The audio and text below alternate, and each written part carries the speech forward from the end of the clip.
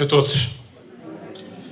Em nome da Associação Abraçar Milhares de Poiares, é com enorme alegria que damos início a esta sessão de lançamento.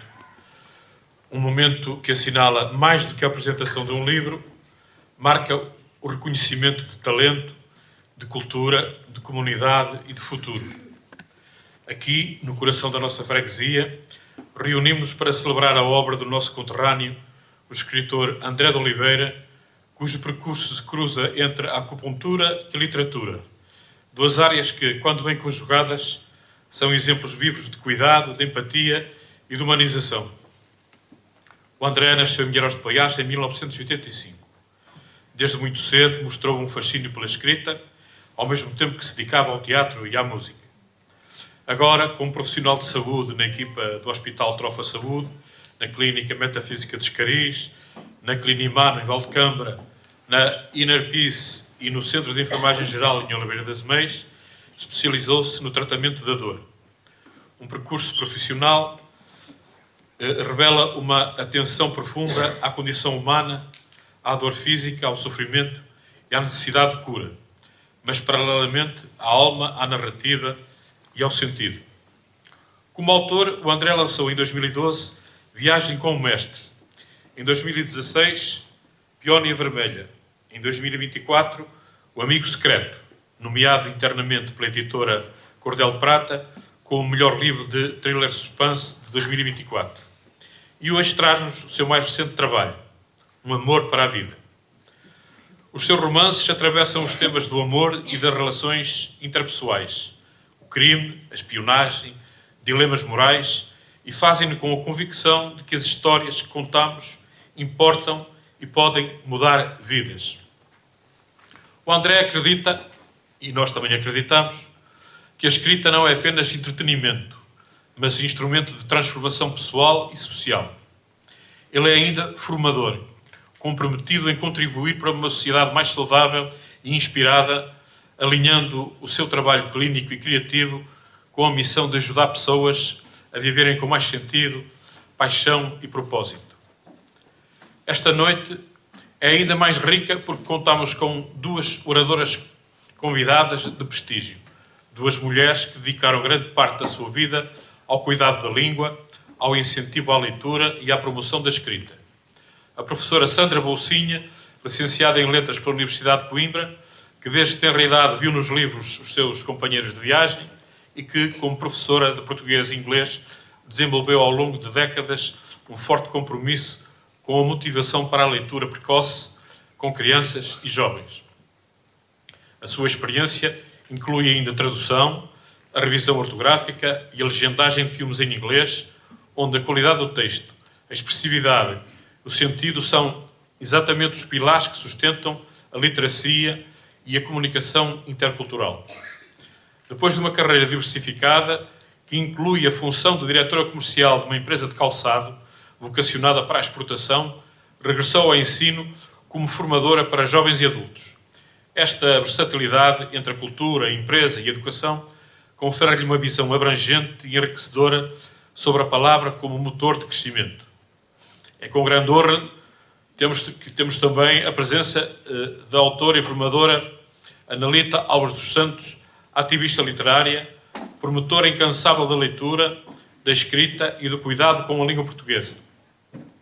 É diretora da revista literária Palavrar, Ler e Escrever é Resistir, fundadora do projeto O Prazer da Escrita, através do qual dinamiza formações de escrita e eventos literários por onde já passaram milhares de pessoas. Foi professora universitária, dedica-se em exclusivo à promoção da leitura e da escrita, escreveu o livro Erros de Português Nunca Mais em 2023 e está envolvida em clubes de leitura online com o apoio institucional do Plano Nacional de Leitura. Colunista literária no Ímpar, do Público, e no Sul Informação, colabora no blog literário da UC, moderadora do Book Club Estante FNAC e do Clube de Leitura online Inspirar a Ação. Também realiza regularmente ações de escrita e de incentivo à leitura em escolas, bibliotecas e feiras do livro. Ter esta conjunção de André, Sandra e Analita nesta noite significa que o livro que celebramos não está apenas destinado a ser lido, mas a ser vivido, discutido e partilhado. Significa que a leitura aqui tem lugar, voz e comunidade. Permitam-me refletir um pouco sobre o significado deste momento, porque isto vai além da página impressa. O lançamento de Um Amor para a Vida representa aquilo em que acreditamos como comunidade, que as nossas origens, o nosso território, são fonte de inspiração e de afirmação, que a cultura, a leitura, a palavra são instrumentos de empoderamento e de pertença, que cada livro traz consigo um convite para expandirmos a nossa consciência. No mundo que parece cada vez mais acelerado, a leitura é o antídoto para a raiz e para o sentido. A literatura permite-nos atravessar mundos, viver vidas que não são as nossas, entender dilemas e encontrar pontos de contacto com a nossa própria existência. E o André, aqui desta terra, escolheu transportar tudo isso para as suas páginas. Esta iniciativa, promovida pela Associação Abraçar Mulheres de Poiás, em colaboração com a Junta de Freguesia, assume-se como parte de um compromisso mais antigo, o de valorizar o talento local, o de tornar a cultura acessível e o de abrir portas. Hoje, no Centro Cultural de Mulheres de Poiás, reunimos-nos para dizer: prestamos atenção, apoiamos e incentivamos. E é nessa linha de continuidade que me sinto feliz por anunciar e declarar oficialmente o lançamento do Clube de Leitura de Mulheres de Poiás, uma nova proposta cultural aberta a todos os que amam os livros, a conversa e o encontro. A partir da Biblioteca da Junta de Freguesia, numa das próximas sextas-feiras, ou dia 14 ou 21 de novembro, a confirmar, pelas 21 horas, teremos a primeira sessão do Clube de Leitura. Uma sessão sem agenda prévia e sem ordem de trabalhos. Um espaço de partilha, de reflexão, de descoberta, onde leitores de todas as idades se encontrarão para viver a leitura de forma comunitária. Convido cada um de vós a participar, a trazer o vosso livro favorito, a descobrir novos autores, a discutir ideias, a ampliar horizontes. Este clube será um porto de abraço à cultura, como o nome da associação indica, um abraço às palavras, às pessoas e ao pensamento. Em nome da Associação Abraçar Mulheres de Poiás, agradeço sinceramente a todos os presentes, às nossas convidadas, ao autor, à equipa da Junta de Freguesia, à Biblioteca, aos apoiantes, à comunidade que aceitou este convite para estar aqui. Que esta noite seja o início de uma nova fase de múltiplas sessões de leitura, encontros de escrita, momentos culturais que façam vibrar esta terra e a palavra. Com orgulho, com esperança e com vontade, declaro oficialmente aberto o lançamento do romance Um Amor para a Vida. Muito obrigado a todos.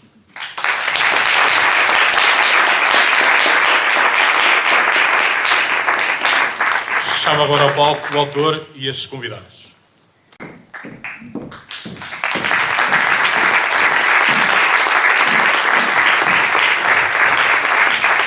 Ora, boa noite. Muito boa noite. Então, antes de iniciarmos esta conversa sobre este novo romance, queria só continuar a onda de agradecimentos, nomeadamente começando pelo Sr. Paulo pelo excelente discurso que fez aqui. Muito obrigado, Sr. Paulo. À Associação Abraçar Mulheres, à Junta de Freguesia, pelo apoio disponibilizado e a toda a equipa técnica que hoje e já noutros dias esteve aqui a preparar esta noite para que hoje pudéssemos ter uma apresentação. O excelente trabalho do Arthur, o Fernando, o Daniel, o Amaral. Espero não me estar a esquecer de ninguém. E a vocês por hoje terem saído num dia em que nem sempre é fácil sair e disponibilizar de algum tempo, porque temos os nossos rituais, não é? Hoje é um dia especial para muita gente e não está propriamente sol. E agradeço a vossa presença, agradeço a presença dos meus irmãos e do meu pai e da minha mãe mais uma vez pela vossa presença, porque sem eles eu não estaria cá hoje.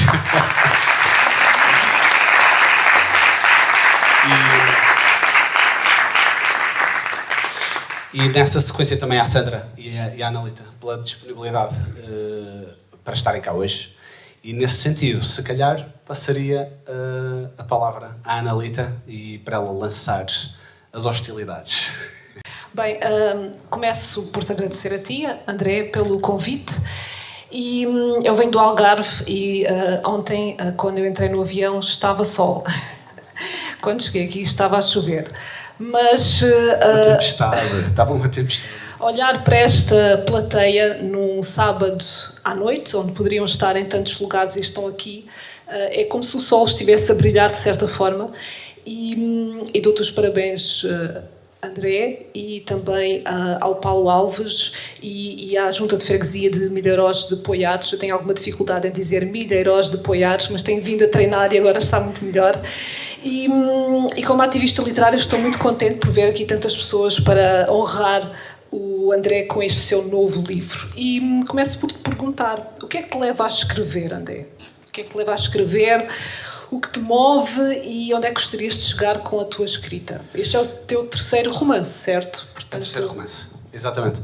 Então, esta é uma pergunta interessante por várias razões, porque o que me leva a escrever é um bocado aquela sensação de... São as coisas simples, não é, do processo. É eu chegar às vezes ao final do dia com um parágrafo extra escrito, a sensação de completar um pouquinho mais aquela história que por alguma razão está aqui à minha volta a querer ser contada, aquela sensação boa de ao fim de alguns meses ter mais alguns parágrafos, o texto ir ficando cada vez melhor e há uma satisfação pessoal. E depois, em última instância, é chegarmos ao fim de algum tempo, neste caso 2 anos e meio mais ou menos, e ter um livro pronto, não é? Uma sensação. Eu não tenho filhos biológicos, mas os meus livros de alguma forma são os meus filhos, porque sinto mesmo é uma honra, um orgulho, é uma satisfação enorme o completar um processo destes, que não é propriamente simples. Não vou entrar aqui pela epopeia de escrever um romance e fazer disso algo sobre-humano, porque não é, mas dá muito trabalho, de facto, não é? E tu sabes, como escritora. Mas para mim é uma sensação de satisfação de completar ali mais um bocadinho, de contar mais um bocadinho estas histórias que às vezes me atormentam, ou que às vezes me apaixonam, ou que me acordam à meia da noite, ou que me mantêm distraído à meia do dia quando eu estou a fazer alguma coisa que não é tão importante, e aquela história está sempre ali como se fosse um anjinho ou um diabinho a pedir para ser contada, não é? Muito bem, mas não respondeste à segunda parte da pergunta. Tinha-me esquecido, não sei qual é. Onde é que tu queres chegar com a tua escrita? Olha, então, acima de tudo, eu gostava muito que os meus livros chegassem a muita gente, não é? Eu quando escrevo não tenho o intuito, e acho que cada escritor tem os seus objetivos. O meu intuito não é trabalhar ou chegar só a um pequeno nicho. Eu gostaria de chegar a muita gente, obviamente. Gostaria que hoje as pessoas saíssem daqui, nós vamos ter venda de livro e autógrafos no fim, e eu gostaria que os livros que eu tenho ali esgotassem. Eu gostava de vender tudo, obviamente. Essa é a ideia, não é? Essa é a ideia, não é? Mas gostaria, de forma mais concreta, mensurável e específica, adorava que estes livros, além de chegarem a todo o mundo enquanto livros, se tornassem, por exemplo, filmes ou séries, são outros formatos de contar histórias que me agradam, e eu adorava, não é? Era um sonho que isso fosse possível. Bem, o trailer já deu para realmente perceber que esta história é cinematográfica, mas essa pergunta vai mais para a frente. Agora quero-te perguntar relativamente, sem entrar em pormenores, não é? Mas em relação ao teu processo de escrita, o que é que te surgiu primeiro? A ação, a ideia da história, o protagonista? Foi o protagonista que te conduziu na narrativa? Queres partilhar um pouco essa parte? Sim. Então, eu... Para quem, algumas das pessoas que estão aqui já leram algum dos meus outros 2 romances. Levantem só a mão, só assim por curiosidade e vaidade muito também, bem. porque é fixe. É bom. Muito obrigado.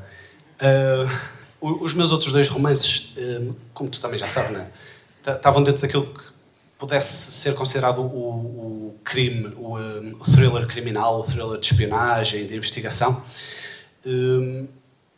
E eles começaram, cada um desses livros começou sempre de uma forma muito específica, muito única, e este nasceu de uma vontade de mudar um bocadinho a energia, não é? E o próprio género. O género está dentro daquilo que nós poderemos considerar o romance contemporâneo, não é? romance romântico contemporâneo. Foge um bocado àquela coisa de eu pôr um protagonista durão que anda atrás dos mauzões e de muitos tiros e muitas cabeças cortadas e muitas mortes, que acontecem um bocado nos outros, não é? Este aqui trabalha uma dimensão mais interna e então nasce com uma ideia que eu tive para o protagonista, que é o nosso Miguel Ângelo, e vou dando algumas... não vou dizer tudo, não é? O Miguel Ângelo que nasce como um protagonista que poderia ser o protagonista de um policial, não é? De um thriller de espionagem, de um livro de crime e investigação, mas que está numa fase diferente da sua vida. O Miguel Ângelo tinha deixado essa vida porque ele teve um passado ligado aos serviços de informação e tornou-se escritor por tudo aquilo que ele foi vendo na vida, não é? Teve em cenários de guerra e tudo, e então ele começou a escrever e deixou essa área da sua vida e mudou de vida. E apeteceu-me contar, ou senti o intuito, o impulso de contar a história de uma pessoa que tenha vivido aquilo que ele viveu, que seria um protagonista relativamente próximo ao do Amigo Secreto, por exemplo, o romance anterior que eu escrevi, mas agora contá-lo sob uma perspectiva mais íntima, não é? Eventualmente mais vulnerável, mais emotiva, porque ele conhece uma pessoa que o tira da zona de conforto. E quando eu lancei este repto, ou quando esta ideia me surgiu e eu a fui construindo, ela ganhou a vida por si, de forma muito, muito natural. E em entrevista à Rosa Familiar, que também está cá hoje a fazer reportagem, eu não a estou a ver... Ai, está ali! Que eu estou aqui com os holofotes nos olhos, eu não vejo muito... em entrevista à Rosa, eu falei um pouquinho também deste processo. Ele nasce de uma ideia muito concreta, nasce de algo de mim, obviamente, porque nós damos sempre algo aos nossos personagens, mas ele depois rapidamente ganhou vida própria, não é? E tornou-se uma coisa que eu não estava muito à espera, mas que me surpreendeu, e foi um prazer incrível escrever isto. Eu reparei, e talvez tenham reparado também lá fora, e aqui também apareceu a frase: livros que parecem filmes. Usas este slogan, não é? Porque queres que os teus livros de facto pareçam filmes, e sentes que este livro em particular conseguiste cumprir esse objetivo? Assim, eu acho que sim, isso tem que ser julgado pelas pessoas, não é? Digam que sim! Não, isso é sempre julgado pelo leitor, em última instância. Eu gosto muito de livros que me façam ver facilmente a ação, não é? O que está a acontecer. Há muitos géneros, há muitos estilos e muitas formas de se escrever, não é? E é aí que está a magia da nossa liberdade, enquanto criativos e autores e escritores. Os livros que a mim me captaram mais a atenção desde a adolescência e que me deram vontade de ler livros, não é? Foram certas obras em que eu estava a ler, mas o meu cérebro descodificava facilmente aqueles códigos, que são as palavras, e os transformava em imagens vívidas, não é? Na minha cabeça. E em emoções intensas, em emoções vivas. E de alguma forma, isso foi se tornando algo importante para mim. Eu sou muito visual e gosto muito de cinema.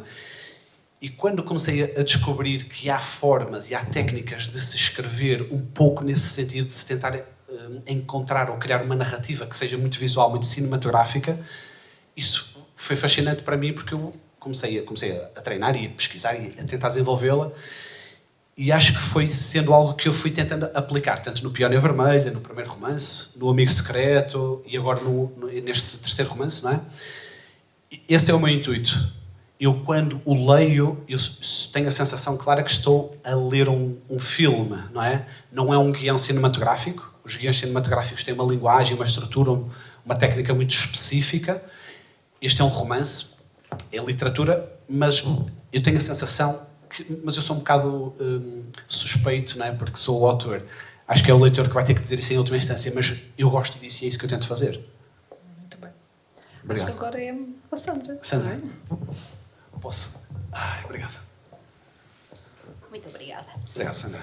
Olha, em primeiro lugar, e cortando aqui um bocadinho, eu também gostava de dar os parabéns ao André, obviamente, e a todos os que colaboraram para ajudá-lo a estar aqui hoje e a transformar este momento numa realidade. E obrigada também pelo convite para estar aqui e dizer uns disparates e fazer-te umas perguntas que eu espero que não sejam assim, completamente repetidas, que tu não tenhas já respondido uma centena de vezes e que não saibas já assim de cor e salteado. A gente ajusta contas lá fora. Sempre a ameaçar. Vocês sabem, não sabem? Olha, eu gostava de pegar um bocadinho na ideia que a Analita mencionou e que se repete nas tuas redes sociais, que tu repetes muito, daquela ideia dos livros que parecem filmes. Efetivamente, nós olhamos para quem já teve a oportunidade de ler Um Amor para a Vida, para quem ainda não teve a oportunidade vai ver que isto acontece, que realmente temos aqui uma escrita que é muito emocional, que é muito visual. No entanto, tu não és um escritor que se alonga em descrições, grandes momentos descritivos. Como é que tu, sem recorreres a essa estratégia da descrição, consegues criar estes ambientes, estas cenas completamente cinematográficas? Que estratégias é que tu usas para conseguir isso? Uma pergunta espetacular. Obrigado. Não, obrigado. Isto tem a ver com técnica, não é? Foi tão difícil que ele conseguiu pô-lo a gaguejar. Foi. Estou nervoso. É técnica, não é? E como tudo, trabalha-se de alguma forma. E é algo que se trabalha sempre. Até a missa de sétimo dia, não é? Eu não sei se posso dizer tudo, porque estava aí o Tiago Moita, um amigo meu que também é escritor, e a minha concorrência. Não vou contar os meus segredos. Estou a brincar. Não, a questão é, já deu, isto é estudado, não é? E eu vou simplificar, tem que ser simples porque estávamos aqui até amanhã. Mas basicamente se numa frase nós tivermos demasiadas palavras, demasiados adjetivos, etc., em princípio será muito mais difícil criar uma imagem na cabeça das pessoas. Se nós criarmos uma frase mais simples, com uma indicação clara daquilo que nós queremos que a pessoa veja, isso vai proporcionar eventualmente uma imagem na cabeça da pessoa. Sem querer estar aqui a dar aulas de escrita criativa, nós temos autores que são altamente descritivos, mas que mantêm a sua escrita num ritmo muito parado, não é? Muito descritivo. Por exemplo, a descrever uma natureza morta, por exemplo, ou aqueles autores que descrevem, por exemplo, uma cena em que neste momento está um autor a falar ao microfone e ele tem à sua frente uma mesa que tem um cacho de uvas, um livro, 3 velas e uns papéis. Esta imagem é criada, não é? Só que depois nós temos que adicionar outro elemento, que é o elemento de ritmo, não é? Na ação. E é aí que, de alguma forma, nós tornamos a narrativa mais cinematográfica. Porque, se nós estivermos a fazer este exercício simples que fiz agora, de uma descrição de uma coisa que está aqui, vocês viram, se vocês estivessem com os olhos fechados, a maior parte das pessoas aqui ia conseguir imaginar o que eu estava a dizer. Mas ia ser uma situação, ia ser uma cena ou um momento parado. Okay? Que é o que grandes mestres faziam antigamente. Nós temos na literatura portuguesa autores que faziam isso de forma exímia, não é? A narrativa mais cinematográfica, ou que nos dá a sensação de que eventualmente estamos a ler um livro, é fazer isso em movimento, não é? E nesse momento está a acontecer algo mais do que a descrição. Eu tenho a sensação que tu fazes isso muito, ou consegues fazer isso muito através dos verbos, portanto, tu usas para introduzir os diálogos. Certo. Uma grande variedade de verbos, portanto, as ações, imaginou, sugeriu, interrogou, portanto, tu introduzes as falas e consegues criar esse visualismo muito através dessa variedade dos verbos introdutórios, não estou enganada? Sim, exatamente. É isso, é a forma como nós utilizamos a gramática, não é? E a utilizamos com técnica, não é? Com esse sentido de descrição vívida e clara, dando, por exemplo, já que estamos a entrar em maior detalhe, dando uma imagem muito simples, não é? Numa frase em que eu dou só 3 ou 4 indicações bem claras, não é? E depois fazer esse jogo gramatical, obviamente. Em vez de estar a escrever, já que estamos nisto, uma frase com 3 linhas ou 4 que dá demasiada informação para a cabeça da pessoa e a pessoa, a certa altura, perdeu a atenção, não é? Já não estava ali, por exemplo. Exatamente, era aí que eu queria chegar, não é? Sem essa descrição tradicional, como é que tu chegavas a essas imagens?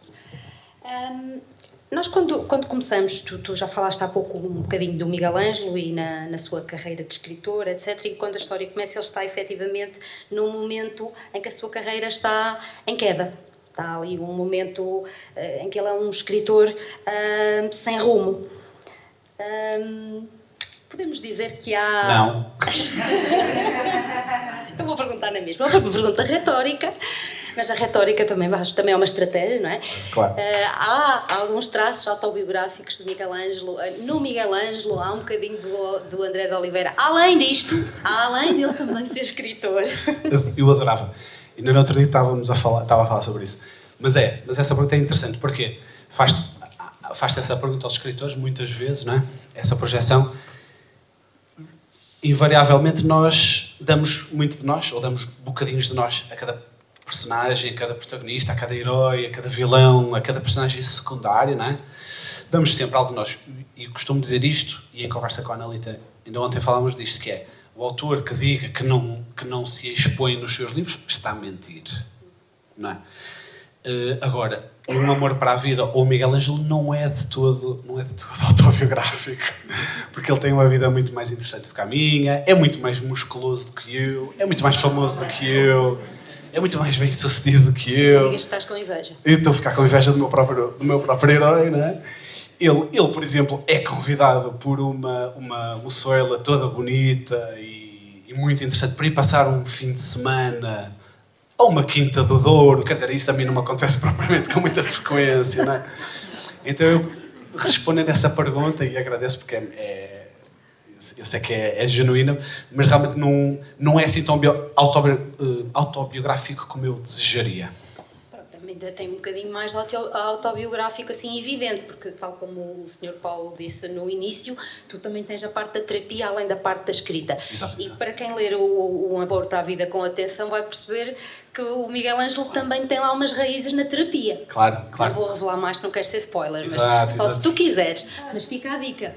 Diga-me só uma coisa, vocês conseguem ouvi-la bem? Sim. Ok. Estavas com a esperança que não. Estava na esperança. Mas desculpa, não sei se era uma pergunta agora. Não, agora era mesmo só eu tentar ser engraçada. Era só mesmo uma afirmação. Pronto, Obrigado. então, falando, portanto, o Miguel Ângelo, não é? Nós começamos a ler e ele está aqui num momento de caos na vida dele. É neste momento de caos que lhe aparece a Ana Lilith. Eu trouxe a minha própria Lilith hoje. Mas aparece a Ana Lilith, uma mulher que também é com um passado muito complexo, com um passado que até esconde alguns segredos. O que é que te inspirou a juntar assim, duas personagens tão feridas numa história de amor?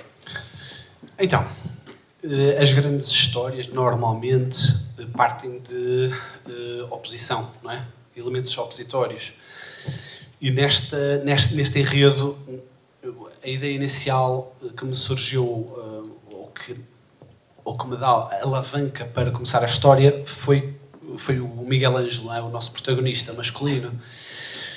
Só que ele era uma pessoa que estava relativamente bem. Aliás, ele tem a vida boa, não é? Antes de entrar neste caos que ela estava a falar, porque ela já está a falar quando a ação começa, ele tinha uma vida boa, não é? Ele era escritor best-seller, vendia muitos livros, é muito reconhecido, pronto, vivia bem.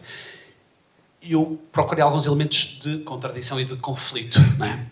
E o que é que pode ser maior conflito? E agora pergunta para os homens. O que é que pode ser o maior conflito na vida de um homem que está tudo bem e em paz e em sossego? Deem-me a resposta. Então, obrigado. O que é que acontece? Eu pensei, o que é que pode ser aquele pilar de confronto, não é? De conflito, que faz uma boa história? Pensei, então, uma mulher interessante, não é? Com profundidade psicológica, que também traga um passado complexo, porque normalmente os nossos protagonistas, ou aqueles personagens que normalmente nos agarram mais nas boas histórias, são personagens que têm passados complexos, têm dores, têm traumas que não estão resolvidos, não é? E então eu decidi escolher um grande desafio para ele, que foi a Ana Lilith, e dar-lhe a ele também uns traumas do passado e a ela também. Nesse sentido, gerou-se ali uma dinâmica muito interessante para que o seu conflito, o seu encontro, não é? Se tornasse ao mesmo tempo algo que acho eu que todos nós desejamos, que é encontrar pessoas especiais ao longo da nossa vida, eventualmente um grande amor, não é? Este livro parte dessa premissa, mas onde invariavelmente há conflito. E não há nenhuma relação das pessoas que aqui estão. Há pessoas que estão casadas há muito tempo, que eu conheço, há pessoas que estão em relacionamentos há pouco tempo, e eu ponho a minha mão no fogo, como toda a gente teve problemas difíceis para resolver ao longo do tempo nas suas relações. E é isso que traz verosimilhança, veracidade, profundidade psicológica, não é? aos protagonistas e aos enredos, de alguma forma, especialmente este tipo de enredos. E ela é um complemento. Eu há pouco disse então de brincadeira esta coisa do conflito de ser a mulher, mas ela é de facto um complemento para ele. E ela ajuda-o, ou vai tentando ajudá-lo, não posso dizer qual é o fim, ela vai de alguma forma ajudando-o a revelar. É um complemento, não é ele que é um complemento. Espera aí, não me deixaste acabar. Não deixaste acabar. É um bocado isso, que é o yin e o yang, não é? O que se complementa, o masculino e o feminino, em que de alguma forma ela traz-lhe profundidade e leva-o a confrontar-se com a sua dor emocional mais profunda, que está relacionada com o abandono por parte de uma pessoa que é muito especial para ela. E, ao mesmo tempo, ele tem o mesmo efeito nela e vice-versa, ok? Ela dá-lhe profundidade psicológica, ele ajuda de alguma forma a percorrer o caminho da cura e da transformação, da transmutação. E acho que é por isso que a história funcionou.